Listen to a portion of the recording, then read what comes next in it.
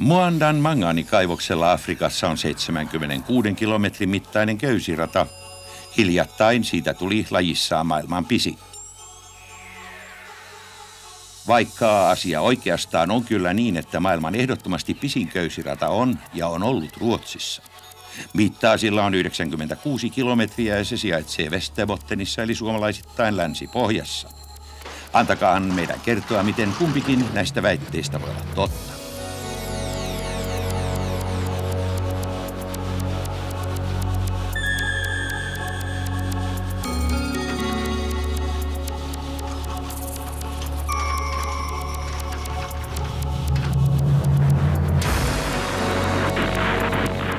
Kaikki alkoi jo toisen maailmansodan puhjetessa. Ruotsi joutui eristetyksi muusta maailmasta ja kuparin puutteesta tuli pian suuri ongelma. Hallitus antoi silloin Boliden yhtiölle tehtäväksi vauhdittaa louhintaa Kristinebergin rikkaassa kaivoksessa. Mutta pullonkaulaksi muodostui malmin kuljetus Rönnskärin sulattoon Pohjanlahden rantaan. Sodan seurauksena oli Ruotsissa nimittäin pula myös auton renkaisiin tarvittavasta kumista. Rautatie putosi varsin aikaiseen pois vaihtoehtojen joukosta, sillä sen rakentamiseen tunneleineen kaikkineen olisi kulunut liikaa aikaa. Köysirata vaihtoehdon etuna oli, ettei se vaatinut paljoakaan maaston muokkausta. Linja voitiin vetää kulkemaan suoraan vuorten ja laaksojen yli. Nordströms Linbanor AB sai Boliden yhtiön kanssa kannettavakseen vastuun projektista, mutta asialla oli kiire, aika oli vähissä. Teodoliitti- ja mittamiesryhmät tähystivät ja viitoittivat, raivaus- ja lumenluontiporukat puursivat, puuta kaatui. Kevään tullessa oli maasto raivattu, linja hakattu ja kaikki valmiina varsinaista rakennustyötä varten. Maansiirto- ja betonityöt pääsivät käyntiin. Vauhti oli kova niin työmailla kuin konepajoissakin, innostus hipoi 100% luokkaa. Jokainen osapuoli kävi jaloa kilpaa pystyäkseen parhaiten ja nopeimmalla tavalla täyttämään osuutensa valtavassa urakassa. Tämä takasi viikko viikolta päivän toisensa jälkeen tasaisen ja varman tahdin, jossa mikään ei takerella. Hieman samaan tapaan kuin hyvin harjoitelleen urheilijan sydän sallii kehon ajoittaisen rasittamisen äärimmille. Betonikannattimet alkavat kohota. Toimittaakseen urakoitsijoille raaka-aineen kannattimiin ja perustoihin joutui kaivosyhtiö rakentamaan 120 kilometriä metsäteitä. Pelkästään niihin tarvittiin 40 000 tonnia soraa. Eikä varsinaiseen rakennustyöhön tarvittavien 60 000 tarviketonnin perille saanti osittain vaikean kelirikon runtelemilla pohjattomilla teillä ollut suinkaan sen helpompaa. Maansiirto, muutinteko ja betonivaluporukoitten jäljissä kulkivat köysiradan asentajat erikoisryhminä, joille autot, kuormurit ja traktorit takasivat suurimman mahdollisen liikkuvuuden. Näin ei hetkeäkään hukattu tarpeettomiin odotusaikoihin. Vain vuosia 5 päivää, eli vähemmän kuin työsopimus edellytti, kului 1500 mieheltä tämän jättimäisen kuljetuslaitteiston rakentamiseen. Osin vuorten huipuille, osin järvien pohjaan oli silloin pystytetty 515 betonimastoa, asennettu 25 kiristysasemaa, joilla 30 tonnin painot pitivät köydet jännitettyinä ja rakennettu kuorman kuljetukseen tarvittavat 8 käyttöasemaa. Huhtikuun 14. 1943 teki ensimmäinen lipuin koristettu köysirata-vaunu lähes 100-kilometrisen matkansa Bolideniin. Lähes 1,500 vaunua kuljetti 1,4 tonnia malmirikastetta kukin liukuessaan yli maiseman melkein 3 metrin nopeudella sekunnissa. Tämä mahdollisti 1000 tonnin kuljetuksen päivässä vaarattomalla ja ympäristöystävällisellä tavalla. Vuoden toisensa jälkeen.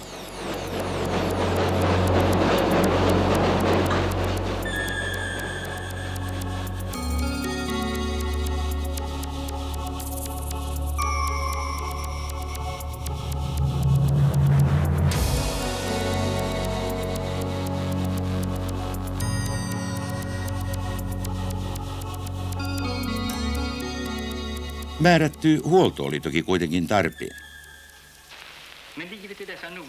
Elämä näin pohjoisessa tekee ihmisen jänteväksi niin ruumiiltaan kuin sielultaan.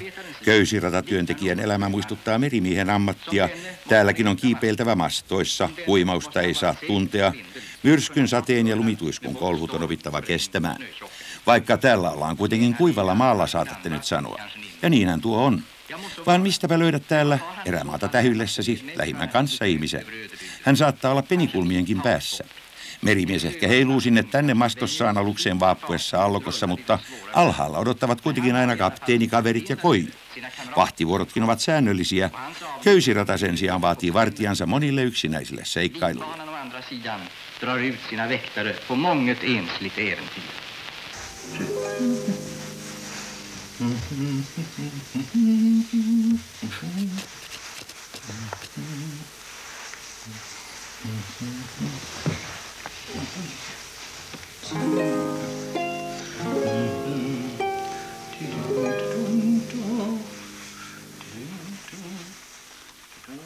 Ei oikeastaan ole ihme, että köysiradasta kerrotaan monenlaisia juttuja.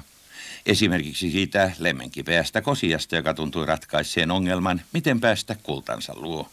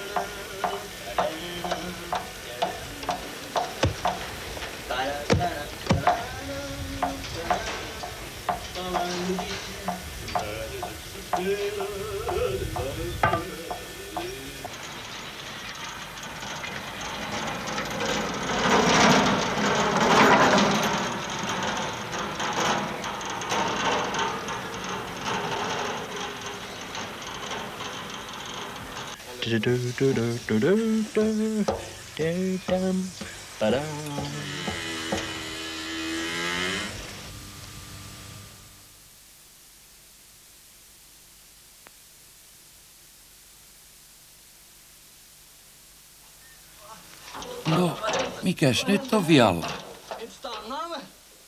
Ja pihkuna, nythän on viikonloppu. Voi ei, rata käynnistyy jälleen vasta maanantai-aamuna.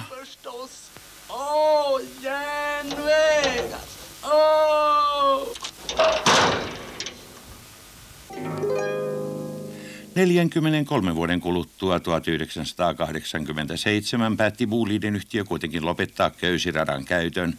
Rata oli tuolloin erittäin suuren ja kalliin uusinnan tarpeessa. Päätös oli murheellinen, mutta tosi.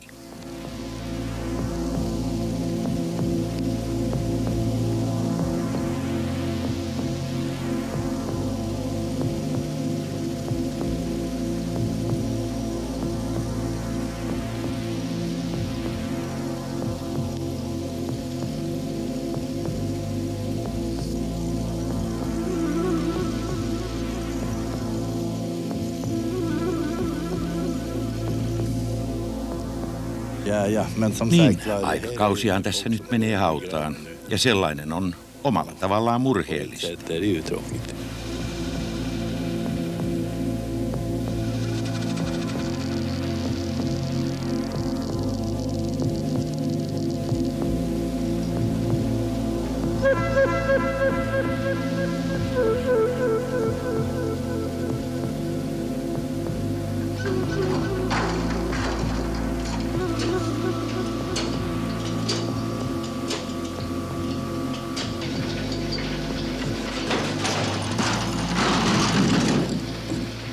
Mutta Voisiko tässä surkeassa tilanteessa tehdä mitään rakentaa?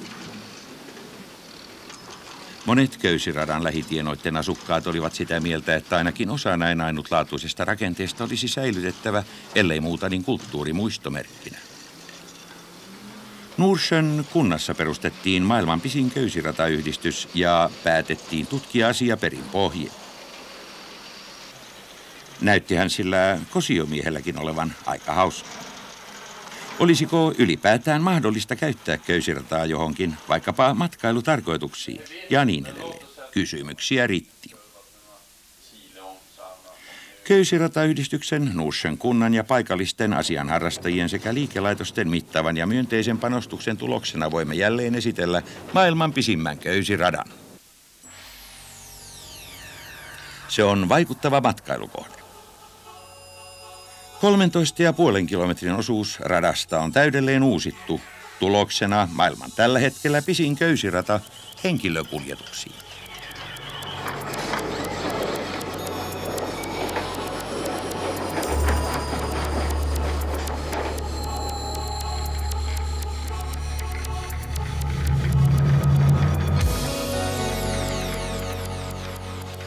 Rata on nyt varustettu mukavin henkilöhyteen, joista aukenevat näköalat ovat vailla vertaa. –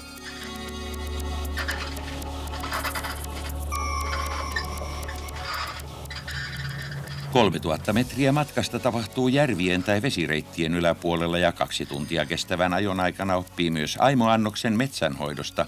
Siitä pitää Ruotsin metsähallitus huolen. Rahtusella onnea näkee myös metsän asukkaita. Matka tapahtuu korkeimmillaan 20 metrin ja matalimmillaan 7 metrin etäisyydellä maan pinnasta.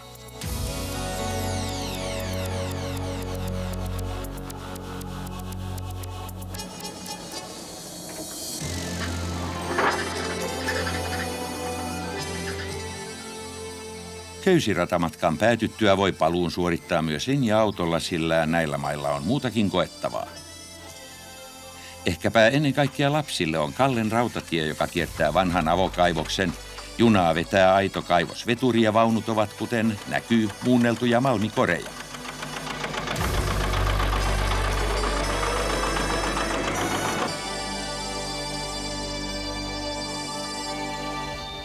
Tai kiinnostaisiko kullanhuuhdonta?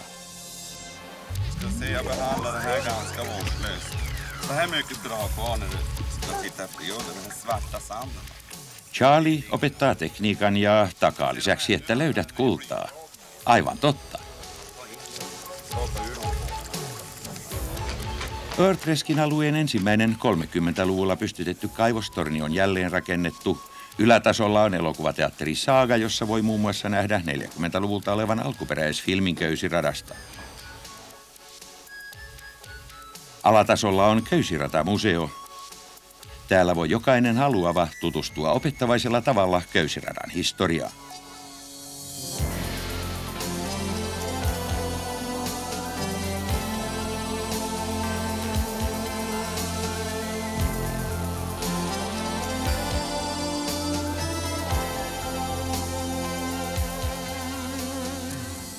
Poimimossa lajiteltiin malmia käsin vielä 30-luvulla.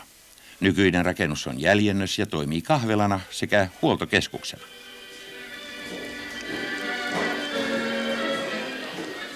Aikaa kutakin.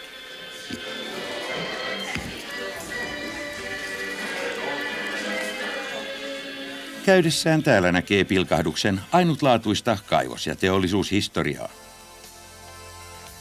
Tällaista köysirataa ei todellakaan näe muualla. Mitään vastaavaa ei ole koko maailmassa. Joku matkan tehneistä käytti jopa ilmaisua yliluonnollinen. Niin kuin se onkin.